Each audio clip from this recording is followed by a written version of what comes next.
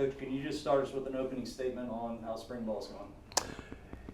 Yeah, spring ball's been really exciting for not only our staff but our players. You know, entering into our third season together, you can feel a consistency that we have as a staff and as a team. You know, I think the biggest takeaways for me are probably, you know, now having a third recruiting cycle, the depth of our football team, and the other major takeaway for me is being within the same systems now for 2 years in a row, both offensive, defensively, and special teams. I think it's allowed our kids to play faster.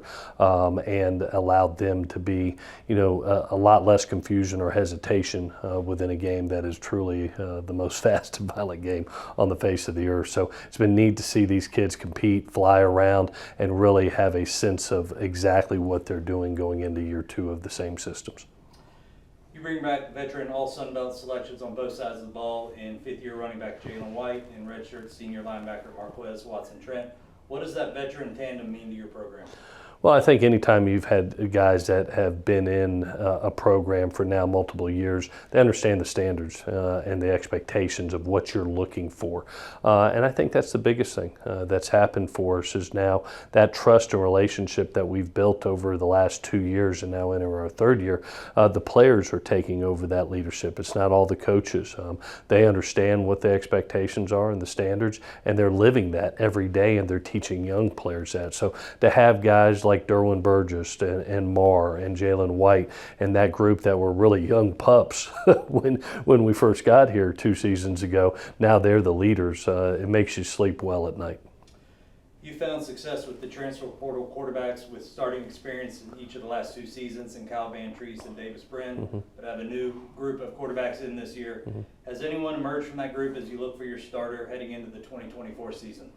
Well, the beauty of having spring football and fall training camp is you get 40 practices, and I've always believed at the quarterback position it's the guy that's playing the best in the moment. And so here we sit on April 20th, you know, getting ready to have our spring football game and still getting 25 more practice after that. And so, you know, nobody's going to win the job this spring. It's about that group getting better, and you have some guys that have grown within the system like David Dallas and J.C. French, and you have some newcomers like Dex and Tyler Budge, and you have some guys that, you know, are competing the hearts out and with Colton and Kobe. So you got a really talented group in that room, and it's been fun to watch that competition unfold. But at the end of the day, it's going to be about who's playing the best and most consistently in fall training camp, who is moving the ball, who is making the correct decisions and protecting the football, who is being decisive with those decisions, and who's producing the best accuracy and putting the ball in the end zone. And when that happens, it doesn't matter what your age is or where you're from, the best guy will go out there and play that first game versus Boise State. Who has impressed you in spring practice that could take on a larger role this season? You know, the guy that I've really been excited to get back, and we saw it just the other day, was Sam Kinnerson. You know, we've missed Sam now for almost 2 seasons. He was electric in our first year here up until the Nebraska game, and now is truly healthy and showing that health in spring football. So I'm looking forward to get Sam back.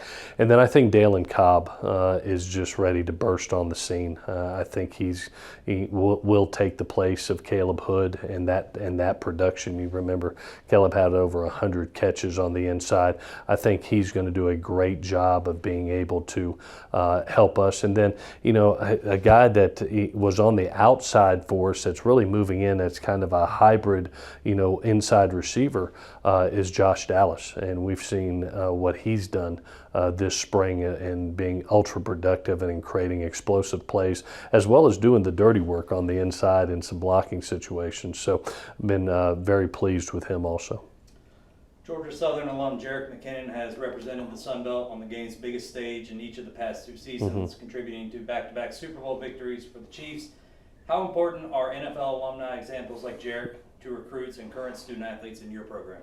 Yeah, you know, anytime that you can show examples of being able to play at the highest level, that's important. You know, I think from guys that want to be able to step onto the college realm. They're trying to find universities, one where they can get a great education, one where there's a tradition of excellence, and then having the ability to be developed and go on to the highest level. Well, when you talk about Georgia Southern, you're talking about a place that is a great college experience, great education, 6 national championships on the wall, 8 bowl games since 2014, and the ability to have the examples of guys like Jarek and Koo and Bass and Najee Thompson and others, you know, to be able to say, you know what, I can do all my dreams can come true right here in Statesboro, Georgia. All right, Coach. Thank you. Thank you. Hail Southern.